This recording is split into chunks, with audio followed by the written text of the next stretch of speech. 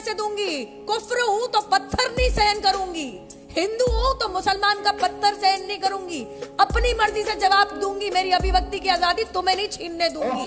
औरंगजेब के वंशज तुम हो। अदिति, आपने बिल्कुल सही पकड़ा। और केवल कार सेवकों के ऊपर गोली चला के ये नहीं कहा था कि और मारेंगे कार सेवकों को, कोठारी भाइयों को किस बेरहमी से मारा था ये कोई भूला नहीं है। साथ में बताती हूँ क्या किया था। मुजफ्फरनगर के दंगे भूल गए, जाट भाइयों को जेल के पीछे, मुसलमानों को बाइज्जत बरी करके रिहा करवा दिया। क्यों?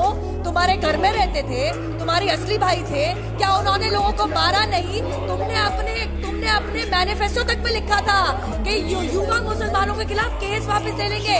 और अदिति, यही तक नहीं, मुलायम सिंह यादव की सरकार ने क्या कहा था? शुक्रवार को, सऊदी अरेबिया में रहते हैं हम या कुवैत में रहते हैं, शुक्रवार को स्कूल की छुट्टियां कर दी जाएंगी। क्यों? जो हिंदू पढ़ता है स्कूल, सरकारी स्कूल में, या जो क्रिश्चियन पढ़ता है, या जो कोई मानता ही नहीं, कोई आस्था नहीं रखता, जो सिख पढ़ता है, जो जू पढ़ता है, वो छुट्टी पे क्यों जाएगा? क्योंकि अमीर जुमई को नमाज पढ़नी है। ये कोई तरीका हुआ? और मैं बता दूं, तुम तो मत करो, तुम्हें उद्योगपति नजर आ रहे हैं, टोटी चोर, तुम क्या जानो उद्योग को? तुम यहाँ पे बड़ी बड़ी बात कर रहे हो, मेरे एक सवाल का जवाब नहीं दिया टोटी चोर की पार्टी ने। अपने घर के बच्चों की शादी अहमदिया में करोगे क्या? जवाब दो। अपने घर के बच्चों की शादी यजीदियों में करोगे क्या? जवाब दो इस बात का। मेरे घर के अंदर टकरार पैदा करने वाले कभी नहीं, तुम कभी भी सफल नहीं होगे।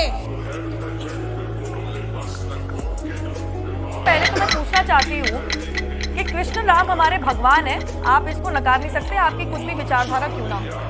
दूसरी बात मैं कहना चाहती हूँ, जरा मुझे बता दीजिए कि महाभारत और रामायण का नाम लेके किसने बॉम्ब ब्लास्ट कर लिया अपनी बॉडी पे चिपका के? किसी ने किसी को भगवान राम और कृष्ण का नाम लेके किसी को मार दिया? बताइए आप मुझे, अभी जवाब दो। दूसरी बात, और बहुत अहम बात है, यूनाइटेड नेशंस के अंदर ऐसा कौन सा हिंदू ऑर्गेनाइजेशन और ऐसा कौन सा हिंदू धर्म को मानने वाला इंसान है जिसका सैंक्शंस कमेटी ने बैन लगाया है? जवाब दो, जवाब दो। हिंदू धर्म को मानने वाला एक इंसान नहीं, एक सबूत नहीं, चाहे वो मक्का मस्जिद ब्लास्ट का केस हो, चाहे वो अजमेर शरीफ का केस हो, चाहे वो समझौता एक्सप्रेस हो, जिसमें आप नहीं मानते, देश का कानून मानता है, और देश का कानून संविधान सर्वोपरि, आप नहीं है। Clearly, Tanveer, you are living in La La Land, and I'll tell you why. La La Land. Why? Because you say obviously the BJP is going for tukre tukre. Tanveer, do you not watch news? Do you not watch on television? Those students, and I can't call them kids, they are my age, who go into university and say Bharat तेरे टुकड़े होंगे इंशाल्लाह इंशाल्लाह. Shame. One second, Bharat की, please allow me, Bharat की बर्बादी तक जंग रहेगी, बंदूक की नोक पे लेंगे आजादी। किस चीज से चाहिए भैया आजादी? And who goes and supports them? Your coalition partner Rahul Gandhi, who you very happily have lapped up just because you want some power in Karnataka. God knows by what freak of nature. Now, secondly, you do talk about BJP not actually delivering on promises. You brought up 3 issues. You talk about jobs. I can bet my life you didn't know in 2013 the unemployment rate in India was over 9%. What is it today? Please answer. Between 4 to 5%. So when unemployment comes down, the rate comes down with an increasing population, that means jobs are increasing, sir. Please go do your economic homework. Secondly, you speak about farmers. You are now actually forging an alliance in Karnataka with that very party under whose rule over 3,600 farmers committed suicide in Karnataka. What happened to your tall claims of actually delivering on promises in Karnataka? Now you stand exposed. Thirdly, you speak about Kashmiriyat. क्या कश्मीर की परेशानी 3 साल पुरानी है, 70 साल पुरानी है? कश्मीर की देन किसकी है? कश्मीर की देन है पंडित जवाहरलाल नेहरू की। शुरुआत से ही जाते हैं, who actually imprisoned Sheikh Abdullah and created unrest forever?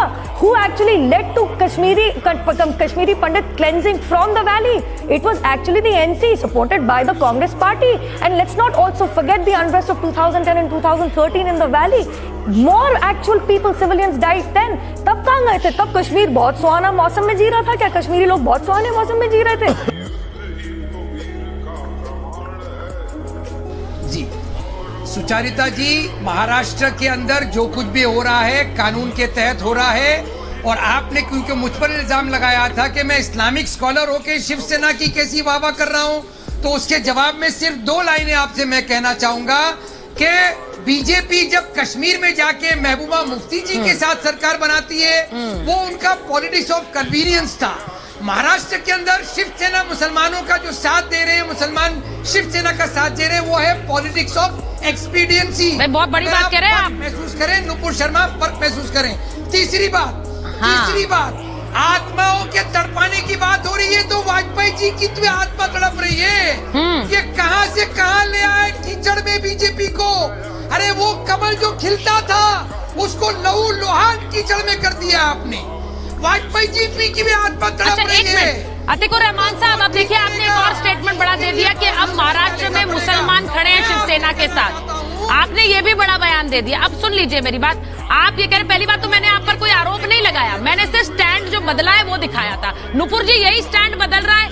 मैं कह रही हूँ ये शिवसेना का कांग्रेसीकरण है जो इस वक्त हो रहा है।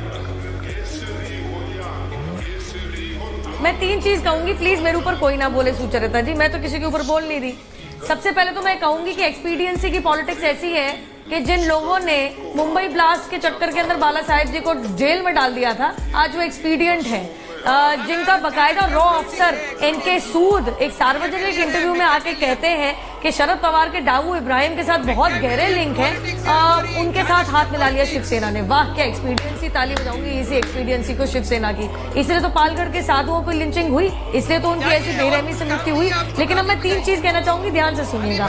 ये कहा गया यहाँ पे कि सीएम की भावना भड़क गई जी, ये कह देने से कि तुम्हारे घर के सामने हनुमान चालीसा पड़ जाएगी। पता है इससे मुझे क्या याद आया? हनुमान जयंती में जब दिल्ली में हनुमान जयंती का शोभा यात्रा निकाली जा रही थी जामा मस्जिद के बाहर से, तो वहां पे मस्जिद के अंदर के जो मुसलमान थे उनकी भावना कैसे भड़की थी। तो आप तो अपने आप को एक्सपोज कर रहे हैं। शायद उद्धव ठाकरे शायद मुसलमान बन गए, शायद शिवसेना के जो प्रवक्ता है उनका यही कहना था। दूसरी बात, अतिकुर रहमान ने क्या कहा शुरुआत में? अंधविश्वास है, 72 हूर मिल जाएंगी अगर जिहाद में सुसाइड कर लोगे, सुसाइड बॉम्बर बना लोगे। ये अंधविश्वास नहीं है। अल्लाह अकबर कर कह के तुम बम फेंक दोगे, आतंक फैला दोगे, ये अंधविश्वास नहीं है। दूसरों का सड़क रोक के 5 बार जुम्मा नमाज पढ़ लोगे, ये अंधविश्वास नहीं है। हनुमान चालीसा पढ़ना बड़ा अंधविश्वास है। ये जो कम्युनल बिगटरी दिखा रहे हैं ना, ये अपने घर में रखे, टीवी पे सार्वजनिक करने की जरूरत नहीं है। और तीसरा क्या कहा गया कि सीएम के घर के बाहर सड़क रोक दी। क्यों? जब आप 5 बार नमाज जो पढ़ता है, जुम्मा नमाज जो करता है, आप उसको परमिशन देते नहीं हो, आम जनता का रास्ता वो रोकता है, तब क्या आम जनता की जिंदगी रोजमर्रा की त्रस्त नहीं होती?